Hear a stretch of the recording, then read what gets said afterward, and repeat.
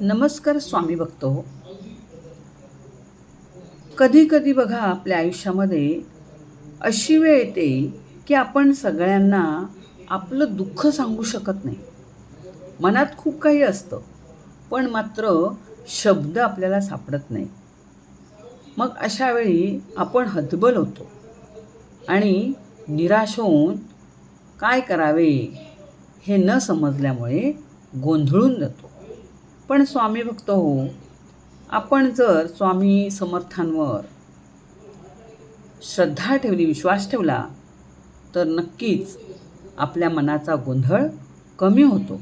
कारण जिथे माणसाची आशा संपते, तिथे स्वामींच्या कृपेची सुरुवात होते. म्हणून तर आज आपण जाणून घेणार आहोत स्वामी समर्थांचे 11 अमोघ असे संदेश, जे केवळ ऐकण्यासाठी नाही, तर आपल्या आयुष्यासाठी महत्त्वाचे आणि आपल्या आयुष्यात उतरवण्यासाठी आहेत. कदाचित यातील एखादा संदेश आज तुमच्या मनातील प्रश्नाचं उत्तर असू शकेल. म्हणून हा व्हिडिओ शेवटपर्यंत ऐका. मित्रहो, पहिला संदेश आहे, घाबरू नकोस, मी तुझ्या पाठीशी आहे. हा स्वामींचा संदेश भक्तांसाठी केवळ शब्द नाही, तर एक आधार आहे. आपल्या आयुष्यामध्ये संकट आली की आपण घाबरून जातो, गोंधळतो. आपल्या मनात अनेक प्रश्न निर्माण होतात. आता पुढे माझे काय होणार, माझ्या घरच्यांचं काय, माझं काय होईल, असे अनेक प्रश्न असतात. आणि मग आपण हतबल होतो, स्वतःला हरवून जातो, आपल्या मनाचा गोंधळ उडतो. मग अशा वेळी स्वतःला आपण एकच गोष्ट सांगायची, माझ्यासोबत कोणी नाही असं नाही, तर माझ्यासोबत कोण आहेत, माझे स्वामी आहेत. आता असं म्हटलं म्हणून काय लगेच आपलं संकट काय दूर होणार नाही, पण संकटाला सामोरं जाण्याची ताकद आपल्या मनामध्ये नक्कीच निर्माण होते. त्यानंतर दुसरा संदेश आहे, श्रद्धा ठेवा. स्वामींच्या मार्गावर श्रद्धा ही फार महत्त्वाची शक्ती आहे. कधी कधी बघा आपण सेवा करतो, नामस्मरण करतो किंवा प्रार्थना करतो, पण अपेक्षित त्याचा काही परिणाम आहे तो आपल्याला दिसत नाही. आणि मग आपलं मन म्हणतं, कदाचित माझी सेवा स्वामींपर्यंत पोहोचत नाही किंवा माझं स्वामी काहीच ऐकत नाही, असं आपलं मन म्हणायला लागतं, की असं आपल्या मनाची आपण तयारी करून घेतो. पण लक्षात ठेवा, उशीर होतो किंवा स्वामी आपला ऐकत नाहीत, उशीर होतो म्हणजे नकार नाही, किंवा स्वामींनी आपल्याला नाकारले नाही, तर स्वामींच्या कृपेची वेळ आपल्या घड्याळाप्रमाणे चालत नसते, तर स्वामींच्या घड्याळाप्रमाणे चालते. त्याला थोडा अवधी लागतो. आपण म्हणू तसं आपल्याला ते घड्याळ चालवता येत नाही. आपली जर प्रार्थना खरी असेल, तर तिचं उत्तर आपल्याला योग्य वेळी स्वामी देतातच. त्यामुळे आपली श्रद्धा हवी. तिसरा संदेश आहे, सबुरी ठेवायची. आता सबुरी ठेवायची म्हणजे काय करायचं, तर काही गोष्टी ह्या आपल्या आयुष्यात जेव्हा उशिरा घडायला लागतात, त्याची आपण काहीतरी मनानेच कारणं ठरवतो आणि मग आपण मागणी करत राहतो, की माझं हे व्हावं, माझं ते व्हावं, माझी ही इच्छा पूर्ण व्हावी. आणि स्वामींनी काही घडवलं नाही की आपण म्हणतो माझ्यात काहीच सेवेचा फायदा झाला नाही. पण लक्षात ठेवा, आपण जेव्हा काही चांगली गोष्ट करत असतो, त्यावेळी स्वामी आपल्यासाठी सुद्धा काही चांगलं करण्याचं ठरवितच असतात, घडवतच असतात. आज आपल्याला जरी वाटत असलं की सर्व दरवाजे बंद आहेत, मला कुठलंच काही मार्ग सापडत नाही आहे, पण त्याच्या पुढच्या दिवशी तुमच्यासाठी काहीतरी चांगला मार्ग घेऊन स्वामी आलेले असतात. म्हणून परिस्थिती जरी कठीण झाली, म्हणून आपला जो विश्वास आहे तो आपण ढळू द्यायचा नाही. श्रद्धा ठेवायची आणि आपलं कर्म जे आहे ते आपण करत राहायचं. आणि म्हणून श्रद्धा आणि सबुरी ही भक्ताची 2 मोठी शस्त्र आहेत. ती आपण काय केली पाहिजेत? व्यवस्थित हाताळली पाहिजेत, व्यवस्थित सांभाळली पाहिजेत. तरच आपल्याला त्याचा योग्य वापर होऊ शकतो. त्यानंतरचं चौथं आहे नामस्मरण. आपलं जे नेहमीचं नामस्मरण आहे ते आपण सोडायचं नाही. आपलं मन समजा अस्वस्थ असेल, विचार थांबत असतील, काही मनामध्ये चिंता असतील, तर मग आपल्याला काहीच मार्ग सापडत नाही. काय करावे असे अनेक प्रश्न मग मनामध्ये निर्माण होतात. आणि मग आपण काय होतो? सेवेपासून सुद्धा काय होतो? दूर होतो. तर असं करायचं नाही. आपल्याला मोठी पूजा अर्चा किंवा मोठी सेवा करता नाही आली तरी चालेल, पण जी आपली ठराविक रोजची सेवा आहे ती करायला आपल्याला हवीच. फक्त आपण शांत बसायचं आणि शांत मनाने नामस्मरण करायचं. नामस्मरण म्हणजे फक्त शब्दच उच्चारायचे असं नाही, तर ते आपल्या मनाला काय झाले पाहिजेत?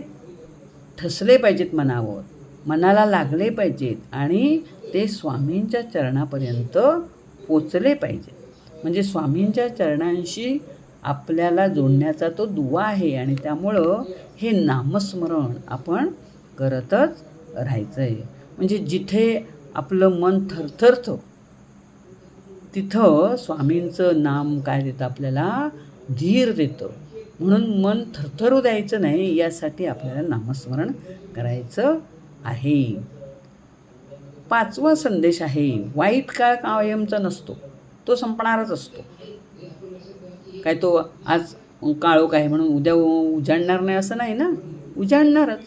म्हणजे मग वाईट काळसुद्धा जेव्हा असतो तो काय आपल्याकडे कायमचा येत नसतो. त्याच्यानंतर चांगला काळ हा येणारच असतो. आज समजा आपल्यावर समस्या असेल, काही संकट असेल, पण याचा अर्थ उद्याही असंच संकट असेल, अशीच समस्या असेल असं नाही. म्हणजे समजा आकाश कितीही ढगाने भरलेलं असलं तरी सूर्य त्याच्या मागे लपलेलाच असतो, हे आपल्याला माहीतच असतं. तसंच आपल्या वाईट काळाचं, चांगल्या काळाचं तसंच उदाहरण आहे. म्हणजे आपल्या आयुष्यात कितीही अंधार आला, समस्या आल्या, तरी स्वामींची कृपा आपल्यापासून दूर आहे असं आपण समजायचं नाही. काळ बदलत राहतो, परिस्थिती बदलत राहते, पण स्वामींची कृपा जी आहे ती भक्तांसाठी कायम असते, त्याच्यात फरक पडत नाही. त्याच्या पुढचा संदेश आहे कर्म करत राहा. हा 6वा संदेश आहे. तर कर्म करत राहा म्हणजे आपलं कर्म काय आहे की आपले नित्यनियमाने सेवा करणे, आपला संसार सांभाळून आपला जो कार्यभाग आहे तो न विसरता करता करता आपण सेवा करायची आहे, प्रार्थना करायची आहे. म्हणजे रोजचं जे आपलं काम आहे ते सांभाळून आपण या सेवेमध्ये गुंतायचं आहे, थांबायचं नाही. स्वामींवर विश्वास ठेवायचा, पण आपल्या वाट्याचं कर्म जे आहे ते आपण प्रामाणिकपणेच करायचं आहे. नोकरी असेल त्यातमध्ये प्रामाणिकपणा हवा, व्यवसाय असेल त्यामध्ये प्रामाणिकपणा हवा. मेहनत करा, आपल्याला आपोआपच त्याचं फळ मिळेल. आणि आपलं घर असेल तर ते घरसुद्धा आपण प्रेमाने सांभाळायचं आहे. आणि म्हणजे प्रत्येक कर्म जे आहे ते आपण स्वामींच्या चरणी अर्पण करायचं आहे. कर्म आपल्याला काय करतं? चांगलं फळ देत असतं, कधी वाईट फळ देत असतं. म्हणून आपलं कर्म जर आपण चांगलं ठेवलं तर आपल्याला त्याचं हे फळ निश्चित मिळणार. फक्त आपल्याला त्याची वाट पाहावी लागते, वेळ यावी लागते त्याची. योग्य वेळ आल्याशिवाय आपल्याला त्याचं फळ मिळत नसतं. मग कर्म आपण जर करत राहिलो तर फळाची चिंता आपण करायची नाही, तर त्याचं जे फळ आहे ते आपल्याला स्वामी देणारच आहेत. 7वा संदेश आहे आपलं मन स्वच्छ ठेवायचं. कोणतीही स्वामींची सेवा करताना आपण कसं राहायचं आहे? स्वच्छ मनाने राहायचं आहे. फक्त बाहेरची पूजा स्वामींना महत्त्वाची नसते, तर आपलं जे मन आहे त्या मनाची सुद्धा पूजा करायला शिका. आता मनाची पूजा करायला शिका म्हणजे आपल्या मनात किलमिशं ठेवायची नाहीत. अहंकार, द्वेष वगैरे अशा वाईट ज्या गोष्टी आहेत त्या आपण काय करायच्या आहेत, सोडायच्या आहेत. दुसऱ्याचा मत्सर करणे, द्वेष करणे, त्यामुळं काय होतं, आपली जी केलेली सेवा असते की नाही ती कमी होते. म्हणजे आपली सेवा भावपूर्ण कशी घडेल यासाठी आपलं मन काय पाहिजे, स्वच्छ पाहिजे. म्हणून स्वामींच्या चरणी प्रार्थना करायची. की काय प्रार्थना करायची, की स्वामी माझं मन स्वच्छ करा, माझ्या चुका मला स्वतःला दिसून दे आणि योग्य मार्गावर चालण्याची मला बुद्धी द्या, शक्ती द्या. अशा प्रकारची प्रार्थना स्वामींना आपण करायची आहे. कारण देवाला मोठ्या गोष्टींपेक्षा मनातील जो भाव आहे तो अधिक प्रिय असतो. 8वा संदेश आहे, कोणाचं वाईट करू नकोस. तर कोणाचं वाईट करू नकोस म्हणजे आपण काय वाईट करायला जातो का नाही, ही भावनाच आपल्या मनात येता कामा नये. आपण दुसऱ्याला दिलेलं दुःख कधी ना कधी हे आपल्याकडं परत येत असतं. म्हणून ही भावनाच आपल्या मनाला आपण लागू द्यायची नाही, शिवू द्यायची नाही. आणि म्हणून शक्य असेल तर एखाद्याला मदत करा, पण तेही जमत नसेल तर काहीच करू नका. दुसऱ्याचं मन अजिबात दुखवू नका. कधी कधी आपण उच्चारलेला एखादा कठोर शब्द, वाईट शब्द समोरच्या व्यक्तीला काय होतो, वर्षानुवर्षे मनात राहतो. वाईट वाटतं त्याला तो शब्द लागलेला असतो आणि त्यामुळं तो शब्द समोरचा माणूस विसरत नाही किंवा विसरलेला नसतो. आणि म्हणून बोलण्याआधी आपण विचार करायचा आहे, माझ्या शब्दाने कोणी दुखावलं जाणार तर नाही ना, याची आपण काळजी घ्यायची आहे. आणि हीच काळजी म्हणजे आपली आहे स्वामी सेवा. 9वा संदेश आहे, अहंकार सोडा. मी केलं, माझ्यामुळे झालं, माझ्याशिवाय काहीच होऊ शकत नाही. म्हणजे सगळीकडे मीपणा, मी मोठा होतो.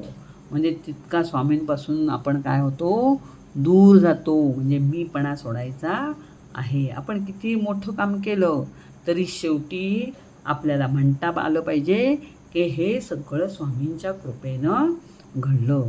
कारण आपली शक्ती ही त्यांचीच काय आहे, देणगी आहे.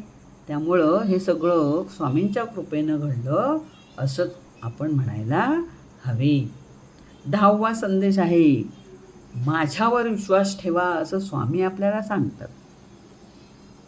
म्हणजे आपल्या मनावर एक खोलवर असं उतरवूनच घ्यायचं की माझा विश्वास हा स्वामींवर आहेच, तो कमी होणार नाही.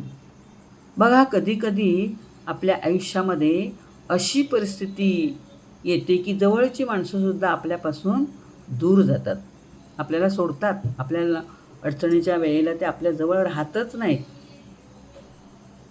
मग आपल्याला खूप वाईट वाटतं. पण त्या क्षणी तुम्ही स्वतःवर आणि स्वामींवर विश्वास ठेवायचा आहे. नसू दे आपल्यासोबत कोण, माझ्यासोबत माझे स्वामी आहेत, माझ्याबरोबर माझे स्वामी आहेत, ही कल्पना मनामध्ये दृढ ठेवायची आहे. कारण भक्ताने सगळं गमावलं तरी चालेल, पण स्वामींवरचा विश्वास काय करायचा नाही, गमवायचा नाही. आता शेवटचा 11वा संदेश आहे, मी आहे. आता मी आहे म्हणजे काय, हा शेवटचा संदेश. म्हणजे आपण एकटे आहोत. आपले अश्रू पुसण्यासाठी कोणीही नाही, आपलं दुःख जाणण्यासाठी कोणीही नाही, आपल्याला साथ देण्यासाठी कोणीही नाही. मग आपण कोणाला आपलं दुःख सांगणार, तर आपण दुःख सांगणार आपल्या स्वामींना. रात्री झोपताना किंवा आपण एकटे असताना एकदा मनात म्हणायचं, स्वामी मला काही नको, फक्त माझा हात तुम्ही काय करू नका, तुमच्या हातातून सोडू नका. आणि आपण निर्धास्त राहायचं, आपलं मन शांत ठेवायचं. कारण भक्ताच्या आयुष्यात स्वामींचं अस्तित्व जाणवणं ही सर्वात मोठी त्या भक्ताची संपत्ती आहे. आणि म्हणून आपण स्वामींना पूर्णपणे आपला हात हातात दिलेला आहे, त्यामुळे आपण निर्धास्त राहायचं. मित्रांनो, आज आपण असे हे स्वामींचे 11 संदेश ऐकले, पण या संदेशाचा अर्थ फक्त ऐकून संपवायचा का? तर नाही. लक्षात ठेवा, संकट आलं तरी घाबरायचं नाही, उशीर झाला तरी श्रद्धा सोडायची नाही, आणि कुठलीही कठीण परिस्थिती आली तरी आपलं नामस्मरण सोडायचं नाही. आपला विश्वास अजिबात ढळू द्यायचा नाही. आपली स्वामींवरील श्रद्धा अजिबात कमी करायची नाही, कारण आयुष्यात प्रत्येक प्रश्नाचं उत्तर आपल्याला लगेचच मिळेल असं नाही. त्याची वाट पाहावी लागते. आणि म्हणून प्रत्येक प्रश्नातून आपल्याला मार्ग काढण्याची शक्ती फक्त स्वामीच देत असतात किंवा देऊ शकतात. म्हणून श्री स्वामी समर्थ हा जप आपण कायम करत राहायचं आहे, नामस्मरण करत राहायचं आहे, आपलं कर्म करत राहायचं आहे, आपली सतसत विवेकबुद्धी आपण शाबूत ठेवायची आहे, आणि त्यानुसार आपण आपलं जे जीवन आहे ते व्यतीत करायचं आहे. कदाचित तुमचा हा एक नामजप एखाद्या दुसऱ्या दुःखी भक्ताच्या मनाला सुद्धा आधार देऊ शकतो. आणि म्हणून आपण काय करायचं आहे, या नियमांच्या आधारे किंवा या नियमांच्या पालनाने आपण वागलो किंवा या नियमांचं आपण पालन केलं तर नक्कीच आपल्याला आपल्या आयुष्यामध्ये चांगले दिवस आल्याशिवाय राहणार नाही. आणि म्हणून कुठल्याही परिस्थितीला न घाबरता आपण ह्या स्वामी समर्थांच्या 11 संदेशांचं पालन केलं तर नक्कीच आयुष्यात आपल्याला यश संपादन करायला वेळ लागणार नाही. असा पुढचा व्हिडिओ लवकरच येणार आहे, तरी माझ्या ह्या चॅनेलला सबस्क्राईब करा, व्हिडिओ पूर्णपणे ऐका, मनन करा, चिंतन करा, आणि स्वामींचे विचार आपल्या जीवनामध्ये उतरवण्याचा प्रयत्न करा. धन्यवाद. श्री स्वामी समर्थ.